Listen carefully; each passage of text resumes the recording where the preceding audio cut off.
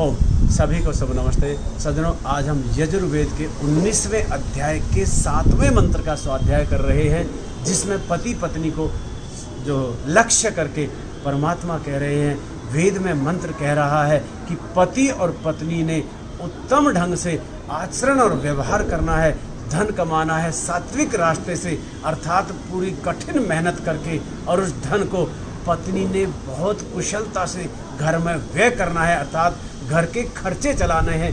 पति तो बाहर कमा के ला रहा है, लेकिन पत्नी ने किस सफलतापूर्वक उसी से घर को व्यवस्थित रूप से चलाना है, ऐसा इस मंत्र में भाव आ रहा है। तो आप फिर से देखिए।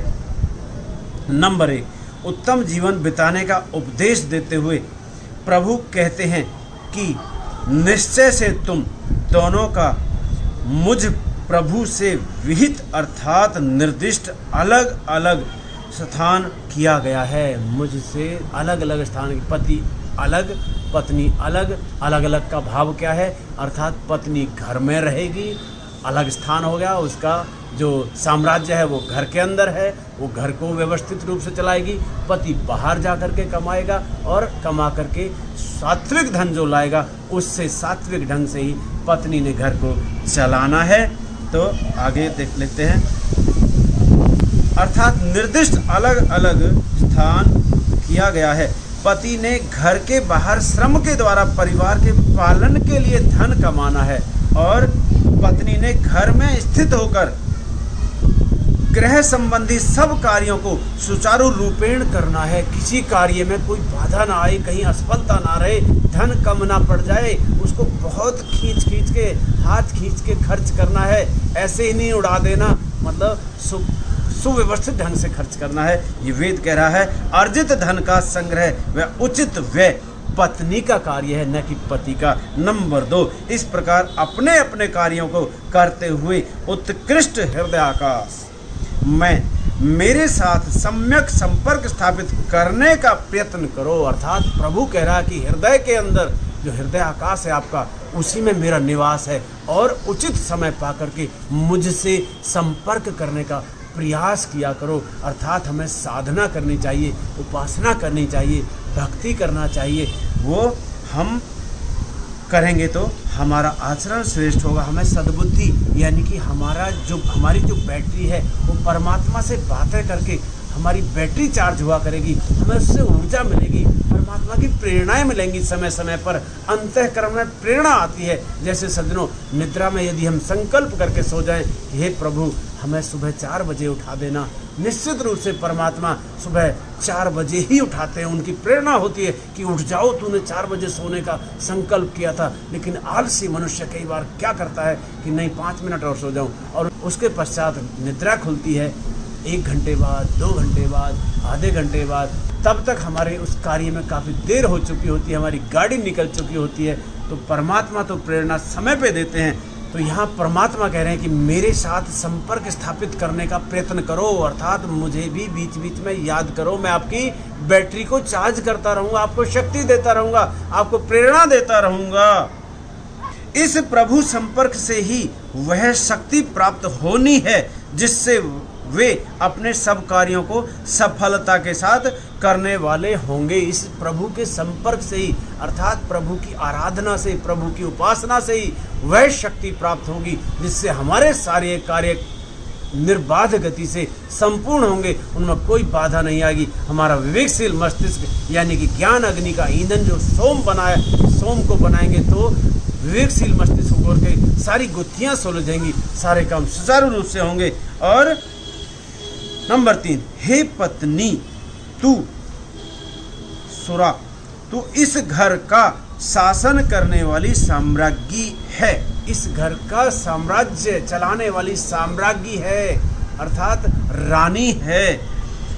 तूने अपनी उत्तम व्यवस्था से इस घर को दीप्त करना है, इस घर को चमकाना है, इसको कीर्तिमान करना है, इसकी प्रशंसा चाहू और फैले, ऐसा घर को के वातावरण को तूने बनाना है।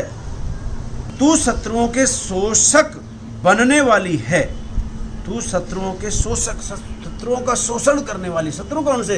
हमारे आंतरिक शत्रु, काम क्रोध लोभ मोह मद मत्सर इत्यादि जो शत्रु हैं, उनका शोषण करने वाली है।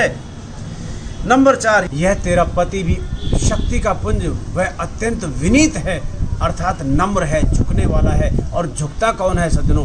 झुकता वही है जिन वृक्षों पे फल लगे हुए होते हैं वो झुकते हैं। जो व्यक्ति गुणवान होते हैं, जो व्यक्ति बलवान होते हैं, बलवान का अर्थ ये नहीं वो किसी को भी सताएगा, बलवान होगा तो विनीत होगा, धनवान होगा तो वो दानी होगा, और जो दानी है, जो सेवा करता है वो विनीत होगा। अर्थात सारे गुण जिसके अंदर है वो निश्चित रूप से विनीत होगा। तो ऐसा तेरा पति भी विनीत है। नंबर 5, तू अपने घर में जिस घर का तूने निर्माण करना है, निर्माण अर्थात चिन्ह करके उसको बनाना नहीं, ईंटों से बनाना नहीं है। निर्माण का अर्थ है शुद्ध संचालन, व्यवस्थित संचालन करना, सफलता से संचालन करने को ही यहाँ निर्माण की बात कही है।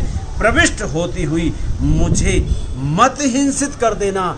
परमात्मा कह रहे हैं कि मुझे हिंसित मत कर देना, मुझे मत सताना। सताना का अर्थ, हिंसित करने का अर्थ है कि मुझे भुला मत देना। अर्थात सुबह सायं, प्रातः और सायंकाल मेरी उपासना करोगे तो मेरे द्वारा तेरी बैटरी चार्ज हो जाएगी। बैटरी चार्ज होगी, तुझे विवेक मिलेगा, विवेक मिलेगा तो तू कुशल गृहिणी बनेगी। इसलिए हिंसित ना करने के, अर्थात प्रभु उपासना को कभी समाप्त न कर देना। यह उपासना ही तुझे वह शक्ति देगी जिससे तू घर का उत्तमता से संचालन कर पाएगी। यह प्रभु की जो उपासना है, जो प्रभु के साथ संलिप्त होकर के जो बैटरी को चार्ज करने वाली बात है, वह ही तुझे वो योग्यता देगी, वो शक्ति देगी जिससे तू कुशलता के साथ अपने घर को संचालन कर सके। भावार्थ है मंत्र का, पति पत्नी अपने अपने कार्य क्षेत्र का ग्रहण करके प्रभु समर्पण पूर्वक अपने कार्यों को करेंगे तो घर सचमुच आभूति, घर के अंदर विभूतियां बन जाएंगी। वो जो संतान आएगी वो भी विभूति हो जाएगी और आभूति का घर बनेगा जो सब दृष्टिकोणों से फूला फला है। वहाँ स्वास्थ्य होगा, सुसंतान होगी, संपत्ति होगी और इन सब से बढ़कर वहाँ सत्य होगा। सत्य है तो सब कुछ है, असत्य है तो गड़बड़ हो जाएगी।